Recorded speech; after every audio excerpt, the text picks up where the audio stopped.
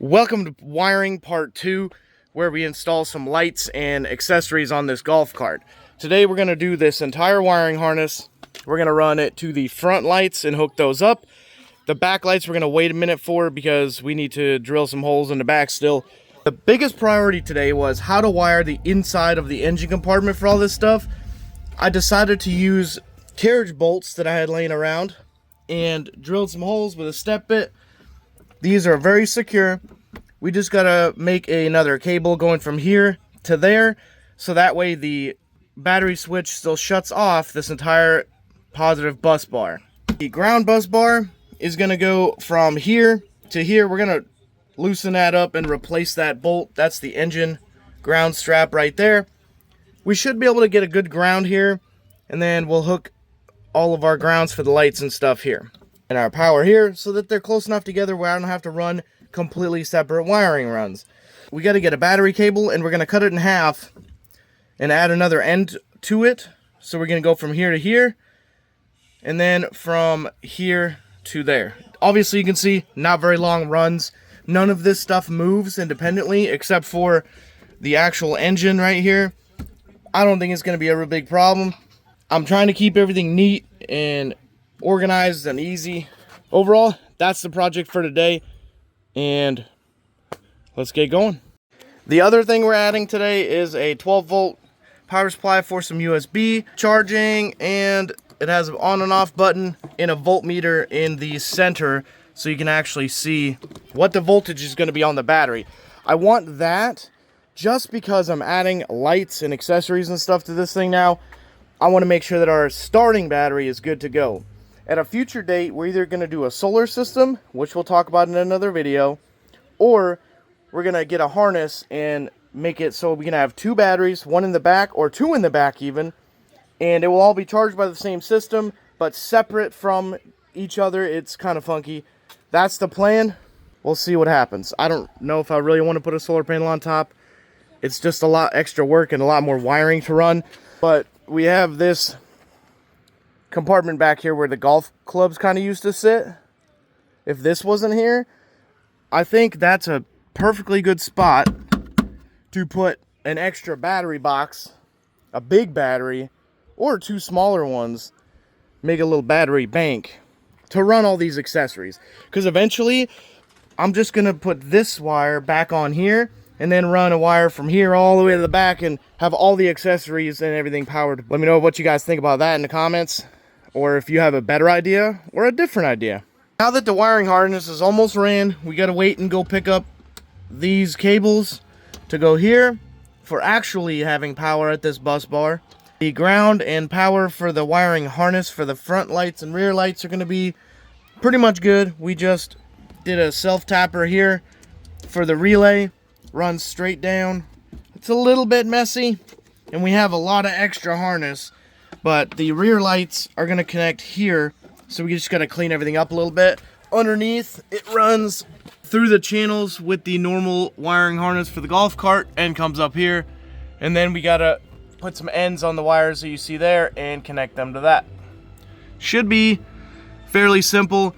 We're going to use some little cable brackets to hold them here, and then just zip tie it to the rest of the harness going back. I ultimately forgot to film because I was somewhat enjoying myself. You guys saw the short video I made. My fuel line apparently cracked right there and right here, so it just started spewing fuel out. This is what this is all gonna look like for now. I'm gonna zip tie this or bracket that or something. I don't know. I'm gonna have to run a different fuel line, maybe just a different place, maybe move this thing down altogether. I don't even know. But I digress. We've capped off our bus bars. We got the ground going. This cable I just cut in half, put a new end on it on the positive and the negative side. Positive obviously runs right here, down through, and to here.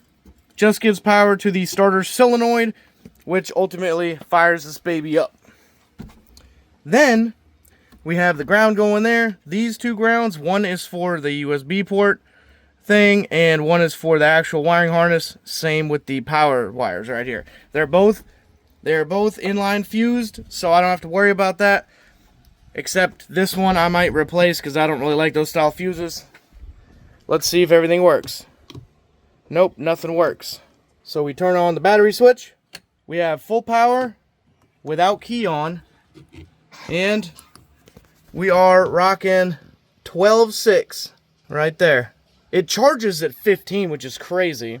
So now we have a voltmeter. At least we can see what voltage we got, and we can use our light switch, which obviously works. Now we just gotta finish hooking up the lights, put the last light on the back. I did mount this one earlier. I poked a hole over there. Just gotta run them across underneath the back here somewhere and zip tie them. Front, a little more complicated. We gotta go 4 wires to 2 wires, and then we have our harness right here to have our connection to turn these lights on. Same in the back, going 4 to 2, running in and plugging into the harness here. And then we can try all this stuff out and see if all this work has been worth it. So you guys definitely see it's dark enough. We're gonna test out the lights on this thing. Put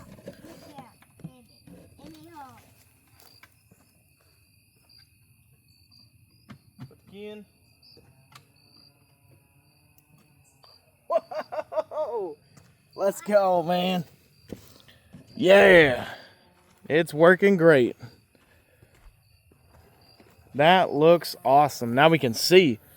And then from the back, here's the tail lights. Well, we got a little P light right there, but it's looking like it's gonna work great. Let's see how it drives. Can we drive home? Yep, we're going to the house. Holding on.